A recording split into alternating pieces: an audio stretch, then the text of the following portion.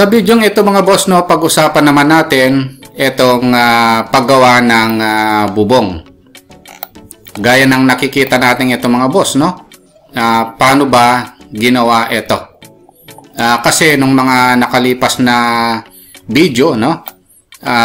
Ito yung ginawa natin, no? Ngayon, itong bubong, step by step nating gagawin kung paano ang technique ko rito, no?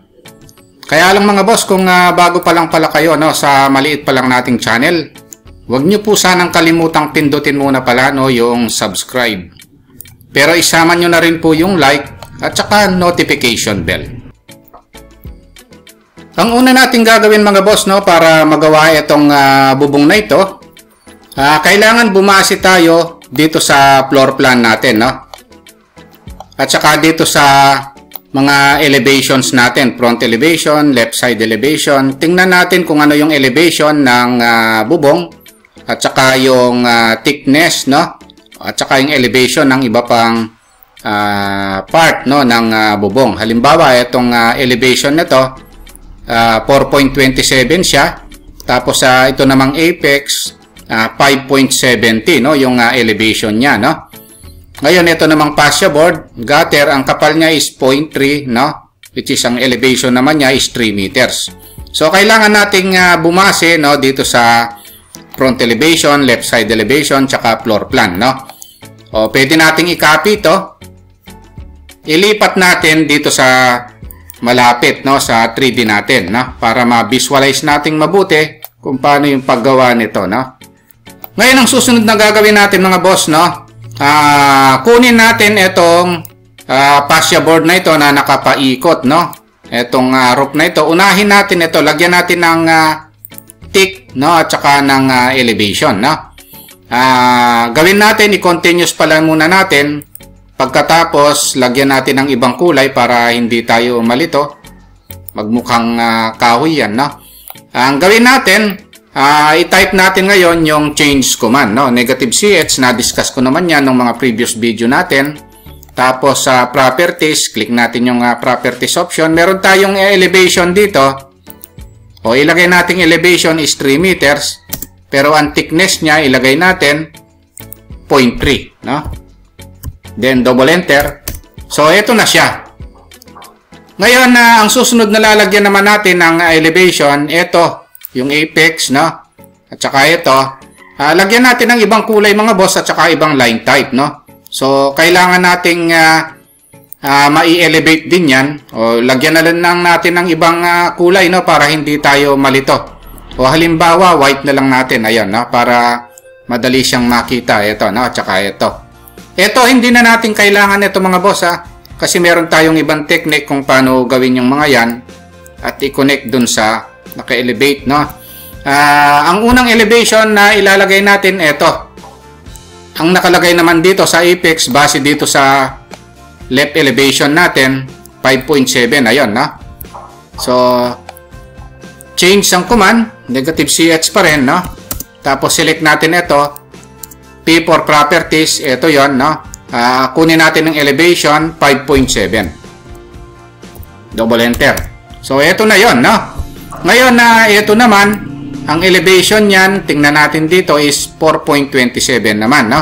Kaya kung meron na kayong front elevation, left side elevation, tingnan nyo kung ano yung mga elevation niyan.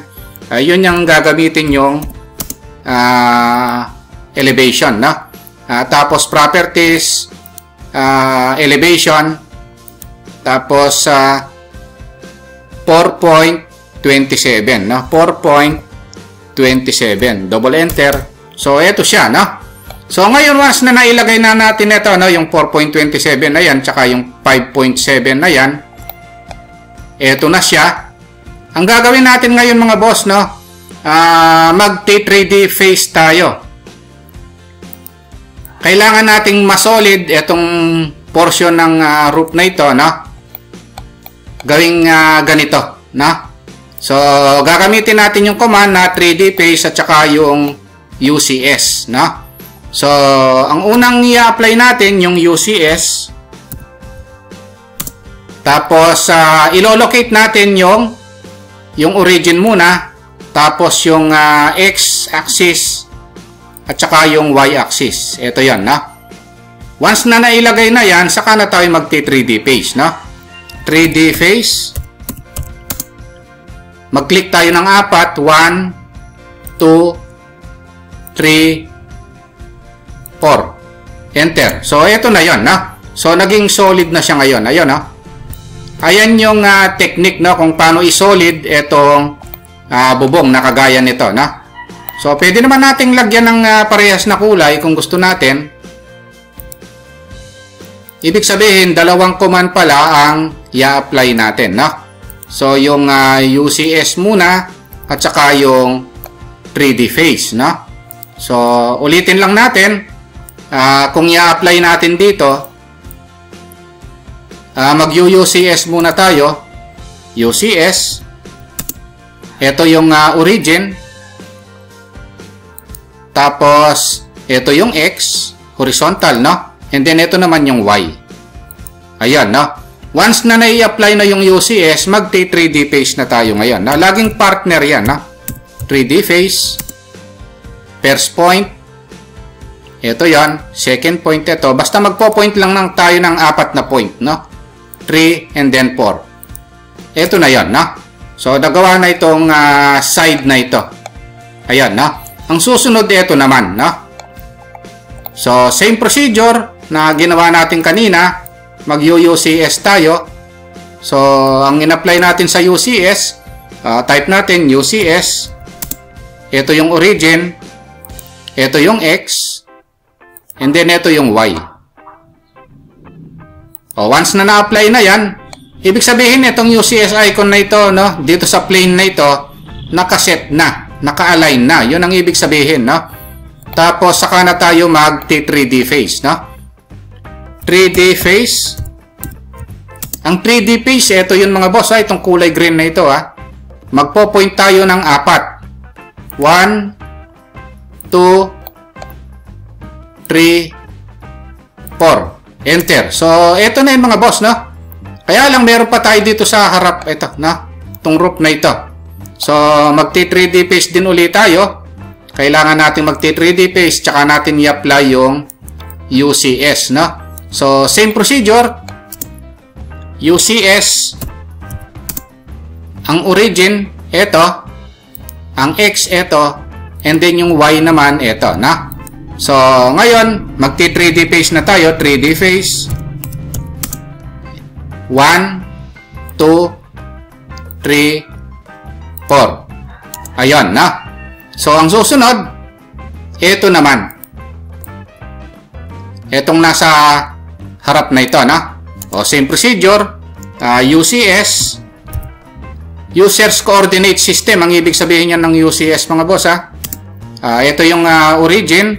Ito yung X, syempre. Horizontal yan. And then, ito yung Y. Laging origin, X and Y, no? Tapos, 3D face. 1, 2, 3, pang-apat ito na yon, no? Ngayon, dito naman sa last, no? Dito sa kabila, pwede nating iikot yung view natin, mga boss, Ito yun, no? Yung orbit na ito, no? Ayan. So, pwede naman nating iikot yan. So, ayan yung kagandahan, no? Dito sa AutoCAD, meron siyang orbit. So, wag tayong palilito dyan, no? Meron tayong UCS na naman, no? So, sipatin lang natin kung saan yung maganda, mga boss, no? Pero actually, ito, pwede nang i-mirror ito, no? Ito, pwede nang i-mirror. Kaya lang, ang gagawin natin, i-apply pa rin natin yung UCS, no?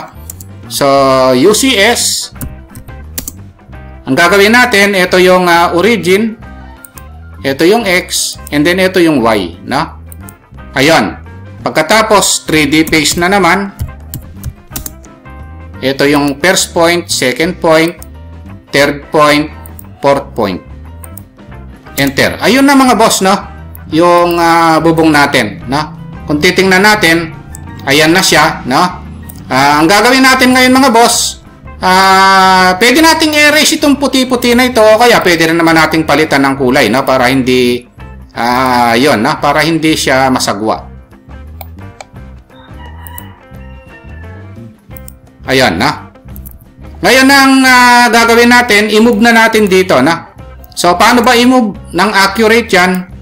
Ang gagawin natin, isi-select natin ito. Kailangan pala itong UCS natin, balik natin sa dati, no? UCS. Click natin ito. O, click lang natin yung world. Ito, no? Para balik siya sa normal UCS coordinate system, no? So, ngayon ang gagawin natin, i-move na natin ito. Itong bubong na ito, no? So, select lang natin, tapos move. Ang paghawak nito mga boss, dito. Sa endpoint dito, sa corner nito. Kasi ilalagay din naman natin dito sa corner na ito, no? Ito. Click. Ito na yung bubong natin mga boss, no? Ayan, kung titingnan natin, nagawa na. So, ganun lang mga boss, no, yung naging topic natin. So, sa totoo lang, itong bubong, kailangan, no, medyo may alam tayo dun sa mga command, lalo na sa mga previous command na diniscuss ko, no? Kung gusto nyong matutunan ito mga boss, yung mga previous video natin, panoorin nyo, no? Okay, ayun lang mga boss, no, yung naging topic natin. Kung nagustuhan nyo itong video natin, no, sa paggawa ng bubong, huwag nyo po sanang kalimutang pindutin muna pala, no, yung subscribe dito sa maliit pa lang nating channel. Isama nyo na rin po yung like at saka notification bell. Thank you very much at God bless po sa inyong lahat.